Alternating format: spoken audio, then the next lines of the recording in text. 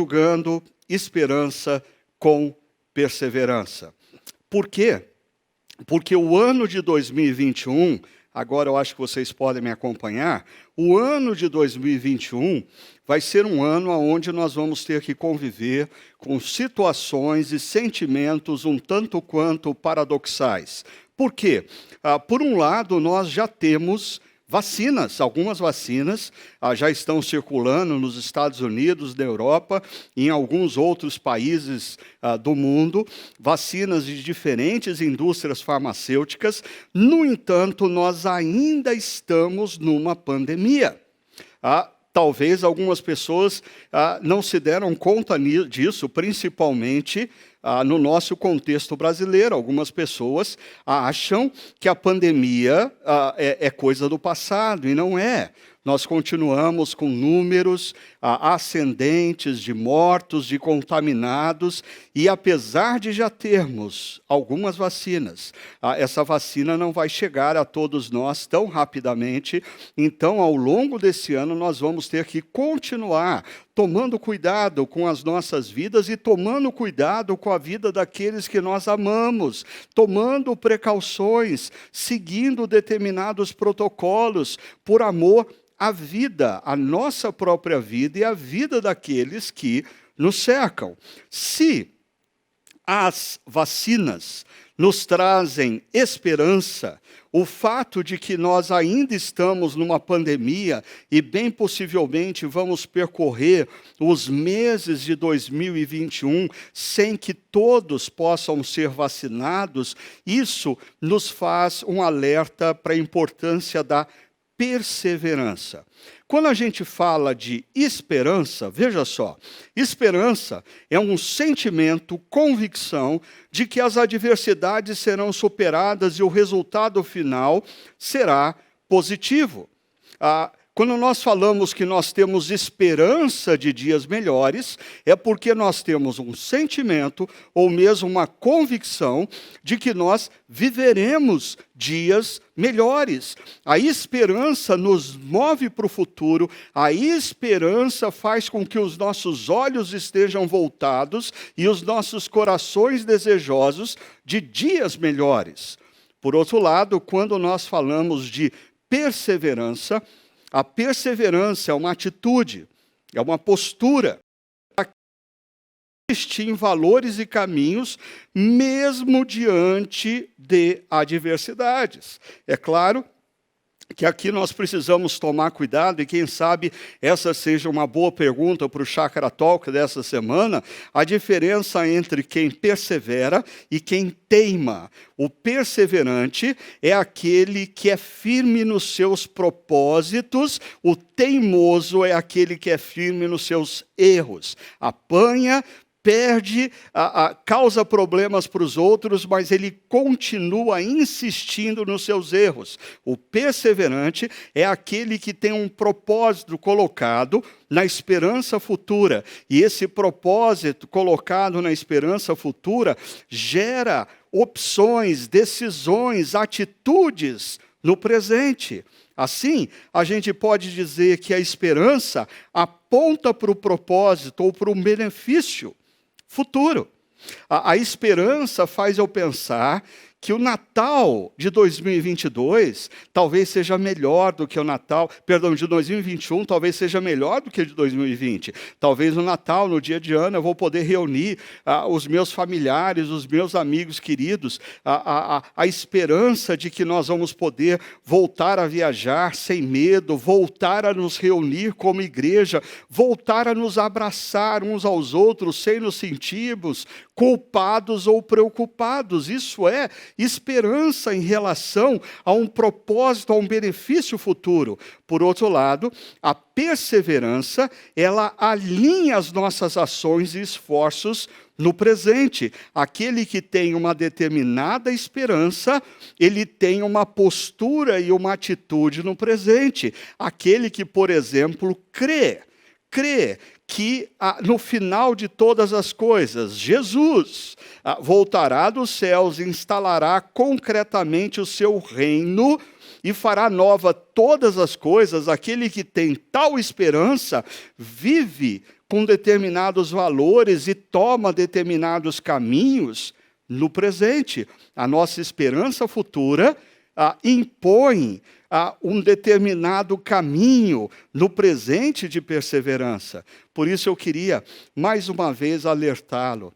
Nós precisamos ter a esperança de dias melhores. Mas porque você tem esperança em dias melhores, agora não é hora de você abaixar a guarda, não é hora de você deixar de se cuidar, não é hora de você voltar a uma normalidade que ainda não existe. É hora de você cuidar dos seus pais, dos seus avós, dos seus tios, cuidar da sua própria vida e perseverar nessa reta final. Por quê?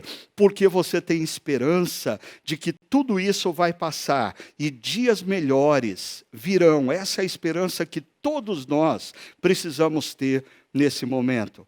Mas eu não sei se você percebeu, nós estamos trabalhando aqui com 2 elementos que fazem parte da caminhada de todo e qualquer discípulo de Jesus na história. Se existem 2 elementos marcantes na vida de um discípulo de Jesus, é a esperança em relação ao futuro, porque nós sabemos como a história vai terminar, nós já sabemos o que vai acontecer no final, mas a perseverança é um outro elemento que compõe a caminhada do discípulo de Cristo. E isso fica muito claro, por exemplo, quando nós lemos Hebreus capítulo 11.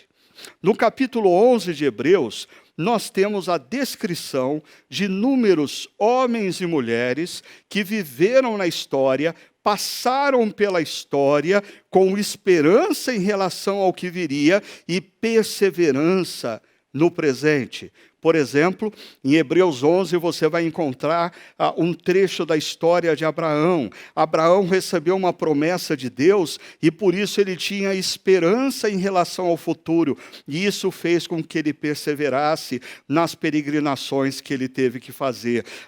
Moisés recebeu uma promessa de Deus de liberdade para o seu povo, de um novo tempo na terra de Canaã. E por isso Moisés caminhou ao longo do deserto. Moisés perseverou ao longo da sua vida. Inúmeros homens e mulheres em Hebreus capítulo 11 são retratados como pessoas que viveram adversidades, talvez diferentes daquelas que nós temos vivido, mas eles vivenciaram adversidades e diante das adversidades eles não sucumbiram, eles se mantiveram esperançosos e a esperança deles gerou perseverança, firmeza nos valores e nos caminhos no presente. Isso deve marcar as nossas vidas. Agora, existem 2 frases em Hebreus 11 que me chamam a atenção, porque descrevem o sentimento de Deus para com esses homens e mulheres que vivem na história, vivem dificuldades, vivem adversidades, mas não perdem a esperança e perseveram. Deixa eu mostrar para você. A primeira frase é essa do verso 16. Por essa razão, Deus não se envergonha de ser chamado o Deus deles. Eu acho tão linda essa frase, porque eu fico imaginando Deus da eternidade, observando os seus filhos e as suas filhas, em tempos de adversidades, enquanto algumas pessoas fazem coisas erradas, tomam decisões erradas, são egoístas, pensam apenas em si mesmas, buscam o seu próprio prazer. Os filhos e as filhas de Deus vivem na história com outro referencial. E da eternidade, o Pai querido olha para os seus filhos e suas filhas e diz olha, eu tenho orgulho desses filhos, eu tenho orgulho dessas filhas. É o que o texto está dizendo, Deus não se envergonha. Nesse ano de 2021, sermos conhecidos como filhos e filhas de Deus, que não perdem a esperança em relação ao futuro, não perdem a esperança em dias melhores, mas vivem no presente com valores e através de caminhos que fazem com que Deus os observe e diga: eu não me envergonho desses filhos e filhas, da postura que eles estão tendo no Brasil, no contexto de uma pandemia, onde tantas pessoas agem de maneira egoísta, de maneira irresponsável, movidas pelo mero prazer, mas os filhos e as filhas de Deus, não. Eles se destacam no meio dessas pessoas pela postura responsável, pela postura amorosa, pela postura esperançosa e séria com que eles estão lidando com a vida. Mas uma segunda frase de Hebreus 11, ela se encontra no verso 38, quando a palavra diz: o mundo não era digno deles. Esses homens e essas mulheres que viveram ao longo da história, em períodos de adversidade, mas mantiveram a esperança de dias melhores, mantiveram a esperança nas promessas de Deus, mantiveram a esperança no que Deus disse, e por isso perseveraram nos valores, perseveraram na seriedade, perseveraram no compromisso da preservação das suas próprias vidas e da vida daqueles que lhes cercam, lutaram por valores e princípios do reino de Deus. A palavra de Deus diz que o mundo não era digno deles. Eles eram tão outstanding, eles eram tão melhores em termos de exercerem influências benéficas na sociedade, no mundo, que a palavra chega a dizer que o mundo não era digno de homens e mulheres com caráter como eles tiveram, com a perseverança que eles demonstraram e a esperança inabalável que os mantiveram ao longo da caminhada. Agora, a carta aos Hebreus, ela é escrita por uma razão. No primeiro século, num determinado momento, os discípulos de Jesus estavam desanimando e esmorecendo. Eles estavam cedendo e alguns deles até mesmo voltando às práticas judaizantes, às práticas do judaísmo. Nós não sabemos ao certo quem foi o autor da epístola, da carta aos Hebreus, mas nós, pelo conteúdo, sabemos que ele está preocupado em elucidar na mente e no coração dos seus leitores de que Jesus é a revelação máxima de toda a Escritura Sagrada e de que eles precisam se manter firmes na esperança de que Jesus é o supremo sacerdote, Jesus é o supremo profeta, Jesus é o rei e criador do universo que entrou na história e naquela cruz nos resgatou, nos comprou com o seu sangue, e agora ele promete que todo aquele que crê que ele é quem disse ser e que o que ele fez foi totalmente suficiente para nos reconectarmos com Deus, aquele que crê nisso, ainda que morra, viverá eternamente. Quando seus olhos se fecham para a história, se abrem para a eternidade. Por isso, o autor de Hebreus tem essa preocupação. É exortar os cristãos a perseverarem, exortar os cristãos a não perderem a esperança. E por isso, depois de toda uma elaboração teológica ao longo dos 10 primeiros capítulos, no capítulo 11, ele dá esses exemplos de homens e mulheres no passado que não abriram mão da esperança e perseveraram no seu tempo, no seu presente, diante das adversidades. E aí nós chegamos no capítulo 12, quando o autor diz assim, veja só, portanto, também nós...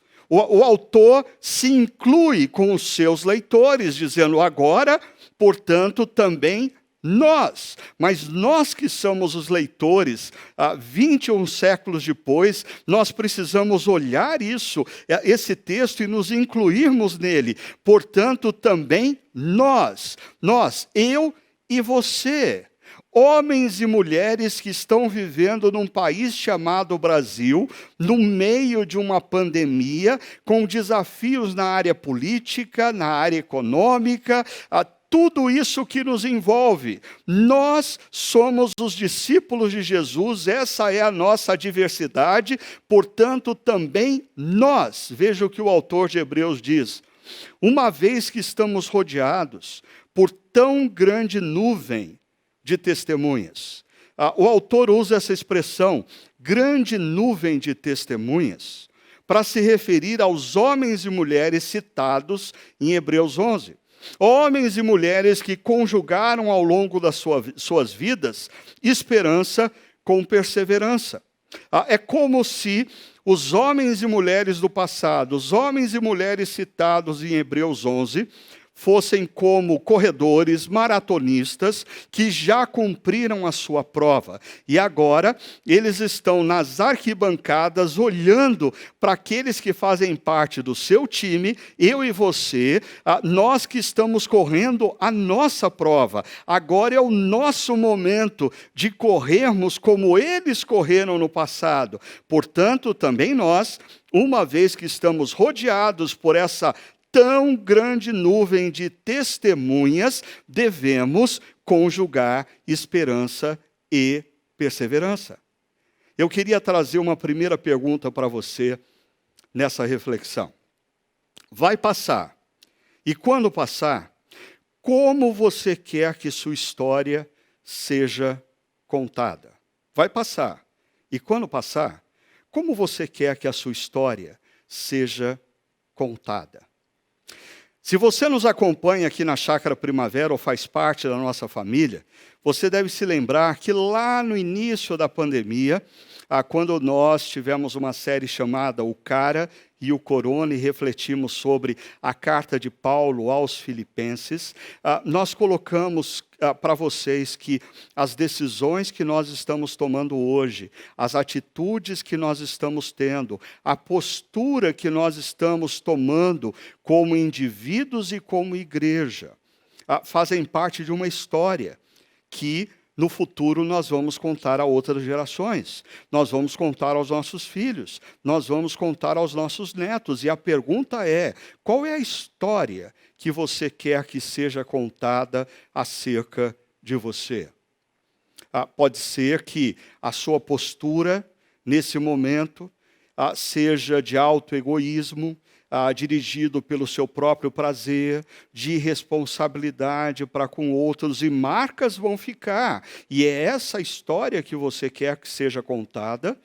Ou você quer que os seus filhos e os seus netos escutem histórias acerca de você, como um homem ou como uma mulher, que nesse momento de dor, nesse momento de adversidade, nesse momento de pandemia, não perdeu a esperança e perseverou no presente, fazendo o que era certo, não fazendo o que desejava. Esse não é momento de nós fazermos o que nós queremos. Esse é momento de nós fazermos o que nós devemos fazer.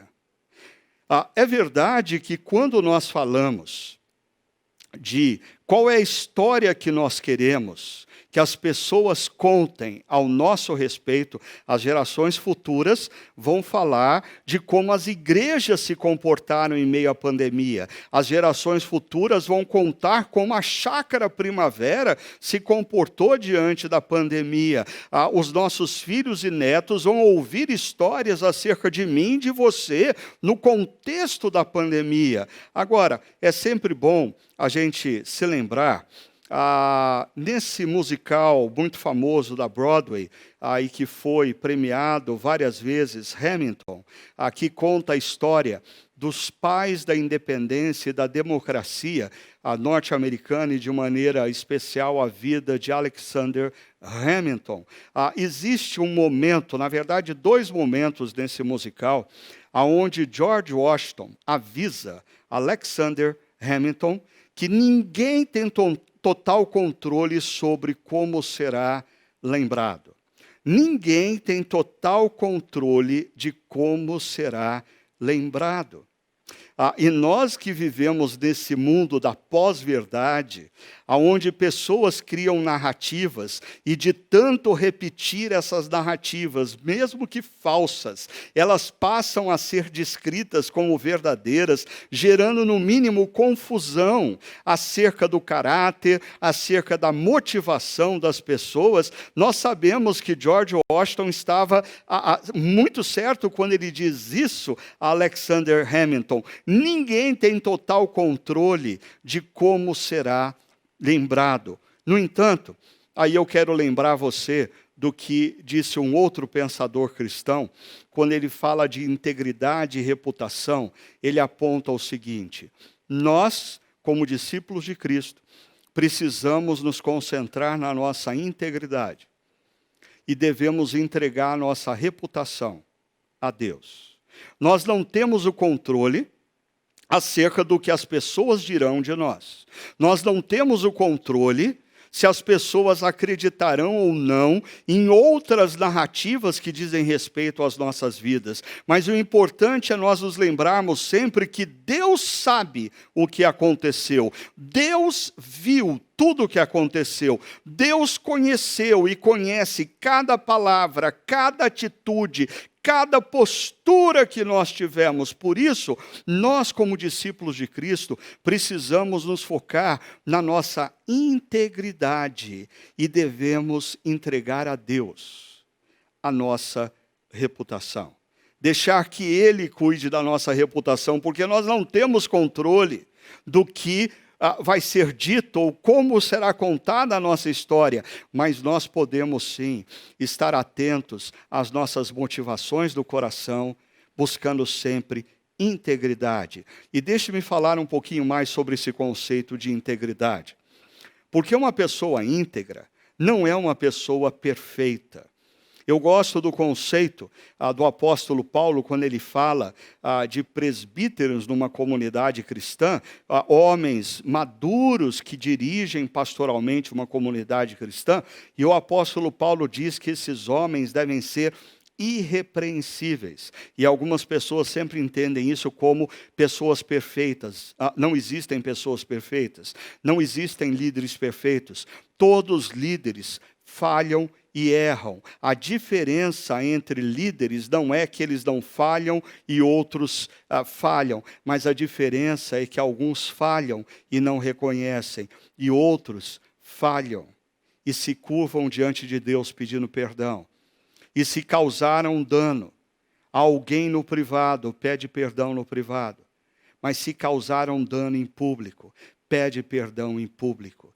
Por isso, uma vez que eles reconhecem as suas limitações e os seus erros, eles se tornam irrepreensíveis, eles não são passíveis de repreensão de outros. Por quê? Porque eles têm senso de autoavaliação. Eles se autoavaliam, eles percebem os seus erros. Então, é importante a gente perceber que integridade não é a característica de alguém perfeito. A integridade é a característica daquele que procura manter alinhado os valores de Deus com o seu comportamento e com as suas palavras. Mas quando falha, reconhece diante de Deus e pede perdão, seja no privado, seja no público. Esse é o homem, essa é a mulher, marcada pela integridade.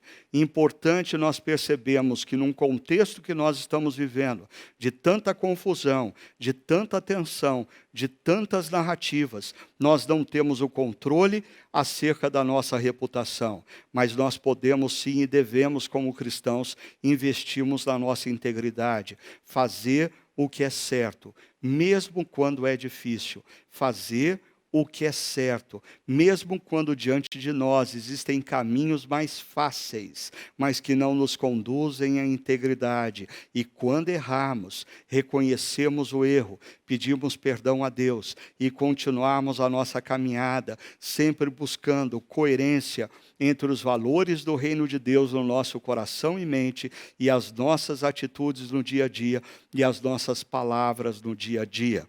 Agora, voltando ao nosso texto, se nós precisamos nos concentrar na integridade, veja o que o autor fala no início do verso 2. Livremo-nos de tudo o que nos atrapalha e do pecado que nos envolve. Livremo-nos, essa palavra é uma palavra forte, é uma palavra que expressa a tentativa de alguém se desvencilhar o mais rapidamente possível de algo que envolve os seus braços, as suas pernas e que o impede na caminhada ou mesmo na corrida. E do que o autor está falando? Primeiro ele diz, livremo-nos de tudo o que nos atrapalha.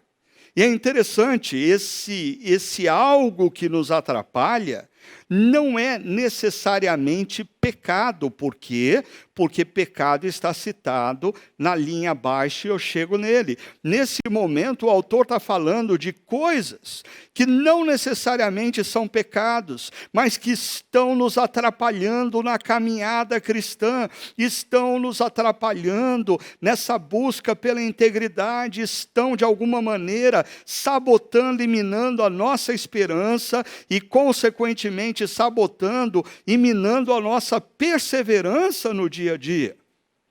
Existe, por exemplo, determinadas companhias. Ser amigo de todas as pessoas não é um pecado.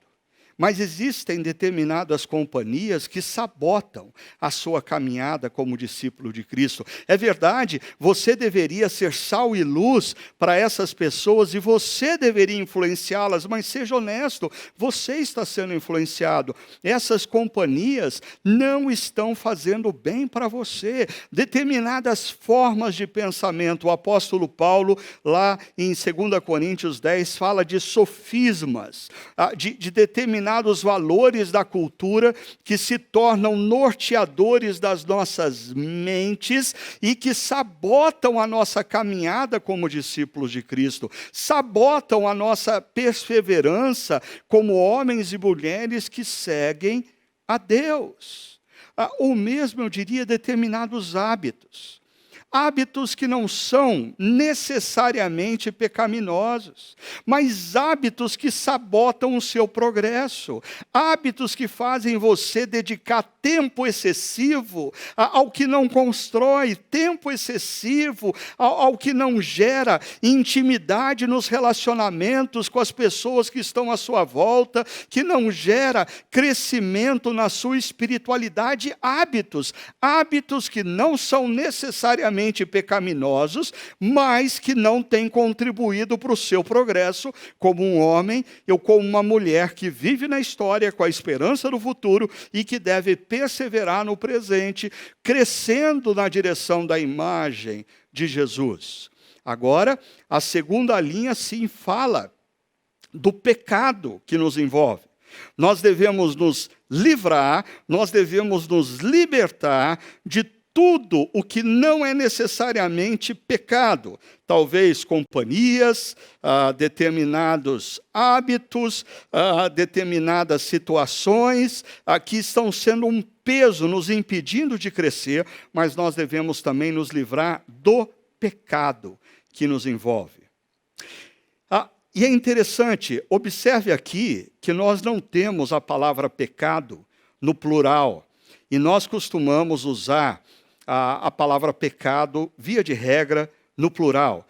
Pecados, mentira, adultério, furto, maledicência, seja lá o que for, nós sempre associamos a palavra pecado a diversas atitudes. Mas é interessante, o autor aqui está usando a palavra pecado no singular e está dizendo que esse pecado no singular nos envolve. Ele não está falando de atitudes, ele está falando de uma força que faz com que nós erremos o alvo, porque a palavra pecado significa errar o alvo.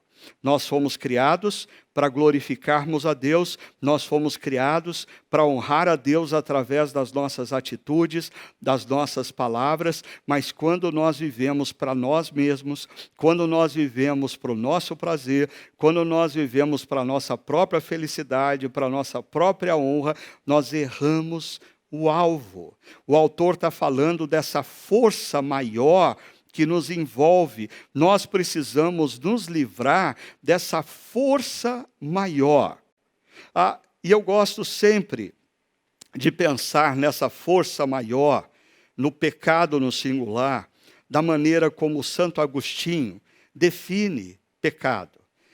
Ele diz que o pecado é o amor fora de ordem. Pecado é amor fora de ordem. Quando você, ao invés de viver uma vida pura sexualmente, você abre mão para viver o seu próprio prazer, você está colocando o amor ao seu próprio prazer fora de ordem. Isso significa que Deus não se interessa pelo seu prazer e não existe espaço para o prazer na sua vida, sim, mas dentro da ordem apropriada. É interessante a gente pensar nisso porque a palavra de Deus diz que, por exemplo, Ele, o Senhor, o Deus Criador e Redentor, Ele deve estar acima de todas as coisas. Mas quando nós colocamos o nosso trabalho, a nossa realização profissional, como instrumento de redenção das nossas próprias vidas, quando nós começamos a nos dedicar tanto ao trabalho e transformamos o trabalho num Deus, nós estamos amando fora de ordem, porque existe espaço para o amor ao trabalho. No entanto, nós devemos amar a Deus acima de todas as coisas, nós devemos amar o nosso cônjuge, esposa, marido, nós devemos amar os nossos filhos e nós devemos amar o nosso trabalho. Quando o nosso trabalho está à frente ou acima dos nossos filhos, é amor fora de ordem. Quando os nossos filhos estão acima do nosso cônjuge, é amor fora de ordem. Quando o trabalho está acima dos nossos cônjuges, é amor fora de ordem. Então volte para o texto e perceba. O autor está dizendo que nós devemos nos libertar de tudo que é peso excessivo, de tudo que nos atrapalha, coisas que não necessariamente são pecaminosas, mas que sabotam a nossa caminhada, sabotam a nossa corrida. E ele diz também que nós precisamos nos libertar desse pecado que não se revela em atitudes, mas se revela em prioridades, que talvez seja uma forma do pecado gerar mais e mais danos nas nossas vidas. Tantas vezes nós estamos tão atentos a atitudes pecaminosas que não percebemos um estilo de vida envolvido pelo pecado no singular, quando nós estamos com amor fora de ordem. Agora, a segunda pergunta que eu queria deixar para você nessa manhã é essa. Vai passar. E quando passar, o que você quer ter deixado para trás? Eu tenho dito que a pior coisa que pode acontecer nessa pandemia é nós sairmos dela da mesma maneira como nós entramos. Ou existe algo pior. A gente sair dela pior do que nós entramos, principalmente na nossa relação com Deus, na nossa caminhada como discípulo de Cristo. Você não pode permitir que essa pandemia faça você sair pior do que você entrou, ou sair do mesmo jeito que você entrou, porque Deus está nos dando um tempo de adversidade, de provação, e tempos de adversidade e de provação são tempos em que Deus trabalha profundamente nas nossas vidas e nos dá espaço para enxergarmos o que nós não enxergávamos em tempo de alegria, e nos dá a oportunidade de trabalharmos em dimensões da nossa vida que nós não percebíamos a necessidade de serem trabalhadas em tempos de bonança. Por isso a pergunta, vai passar, mas quando passar, o que você quer ter deixado para trás? Nós estamos iniciando um novo ano. E eu gostaria muito que você tivesse a disciplina de pegar um caderno de anotações, um diário de oração, seja lá o que acompanha a sua espiritualidade, e você reservar algum tempo no dia de hoje para pensar com profundidade acerca dessa pergunta. Vai passar, mas quando passar, o que você quer ter deixado para trás? Que hábito você quer ter deixado para trás? Que forma de atitude pecaminosa você quer ter deixado para trás? O que você, que sabota a sua vida, sabota a sua corrida, que você quer ter deixado para trás? É tempo de você refletir. É tempo de você pensar com profundidade acerca disso. Agora, o nosso texto continua dizendo: corramos com perseverança a corrida que nos é proposta, tendo os olhos fitos em Jesus, autor e consumador da nossa fé.